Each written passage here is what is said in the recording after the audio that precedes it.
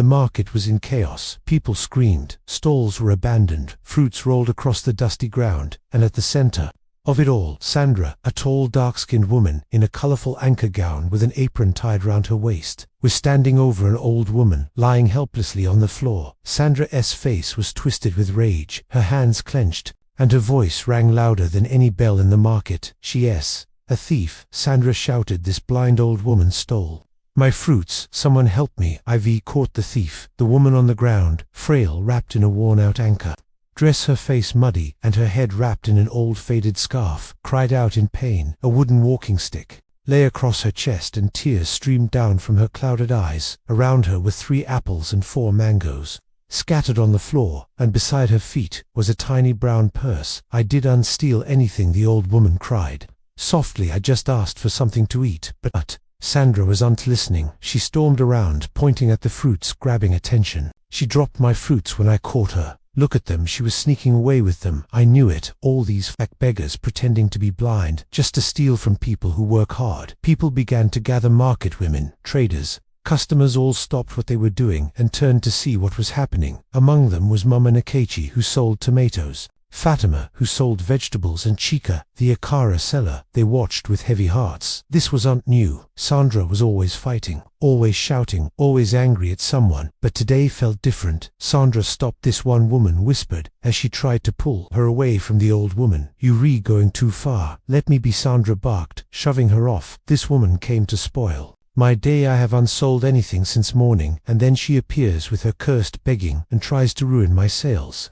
The old woman tried to sit up, but Sandra shoved her back again. "Stay down, thief." Then the old woman slowly reached into her little bag. The crowd froze. Some expected her to pull out something dangerous, but what she brought out made jaws drop. It was a brand new iPhone. She unlocked it with her fingerprint and calmly made a call. Her voice trembled slightly, but she spoke clearly. "Johnson, bring the car and the security team. We're at the market. I am ready." Everyone went silent. Even Sandra blinked, confused. She laughed nervously. "She's acting again. Just look at her. She's not blind. This is how they pretend." Next thing she'll say, "She's the president's sister." But before the laughter could finish, engines roared at the market entrance.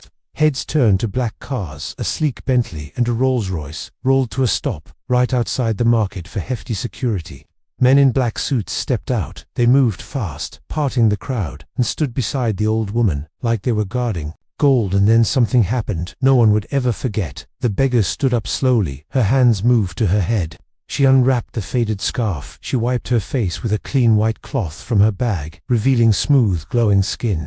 Beneath, she took off her muddy dress, and underneath was a golden gown that shimmered. Under the sunlight, everyone gasped. Standing before them was an old beggar. It was Olivia Donald, billionaire CEO of Donald Group of Companies, a powerful businesswoman, daughter of late business tycoon Donald Johnson, one of the richest women in Nigeria. People stared in disbelief, mouths hung open. People brought out their phones to record. Some just stood frozen in shock. Sandra fell to her knees. Her mouth trembled, her hands shook. I didn't know," she stammered. "I am sorry, please, ma, I didn't know." But Olivia's eyes were sharp, filled with hurt. "What did I ever do to you?" she asked, her voice calm but cold. "I came here dressed like a poor blind woman. I begged you, just for one fruit, not to steal, not to trick, to see if someone like you could be kind, but you beat me. You called me names. You lied and framed me. I admit it," Sandra cried, tears pouring. "You didn't steal anything. I was angry. I lied. Please, I beg you. I've earned my lesson." "No, you haven't," Olivia said, turning to her. "Guards, take her, charge her to court. Within 24 hours let her learn the hard way." The guards stepped forward. The market women who once helped Sandra now stood in silence. Not one voice rose to beg. They knew deep down Sandra had crossed the blind beggar of stealing her fruits, unaware she is a billionaire. At the Ashodi police station, the small holding cell smelled of sweat and dust. Sandra sat in one corner, her knees pulled tightly to her chest, her face buried in her palms. Her apron was torn, and her once colorful anchor was now stained with dirt from the market floor. Her eyes were red and puffy from crying, but what hurt the most was not the cold cement floor she was sitting on, it was the silence. For the first time in a long time, no one was defending her. The same woman who could shout louder than thunder in the market, who always had the final word in any fight, was now as quiet as a mouse. Her hands trembled, her lips kept muttering the same words again and again. What have I done? What have I done? Outside the station, word had spread. Like wildfire, market women shared the story with customers, bus conductors gossiped about it. At every juncture, even mechanics and Okada riders nearby were retelling it like it was an action movie. Everyone knew Sandra, and now everyone was talking about her fall. That evening Benjamin arrived. He was still wearing his work clothes. A faded sky blue shirt, tucked into black trousers, and sweat trickled down his forehead. His face looked older than it had that morning, the moment he saw his wife sitting inside the cell. He froze. Sandra looked up. "Benjamin," she whispered, her voice broken, his eyes filled with tears, but he didn't say anything. He walked slowly to the bars. "You warned me," Sandra said, standing and grabbing the bars. "You told me, you begged me every time I insulted someone, every time I fought with people, but I didn't listen." Benjamin placed his palm on the bar near hers. "Sandra, what were you thinking? That woman is Olivia Donald. She could have you locked up for life." "I was angry," she sobbed. "We haven't made any sales in days. I felt like everything was falling apart. Then she came begging like a curse. I thought she came to ruin my day. I didn't know she just wanted help." Benjamin looked away, his jaw tightened. "You didn't even try to understand. You didn't even listen. You attacked an innocent woman, a blind woman." Sandra fell to the floor again. "She's going to send me to prison, Benjamin." I saw the hate in her eyes. "Please help me, please," beg her. Just then, a police officer walked into the room and handed Benjamin a paper. It was the court summons. Sandra's trial would be held the next morning. The charges: false accusation, physical assault, attempted murder, and public defamation.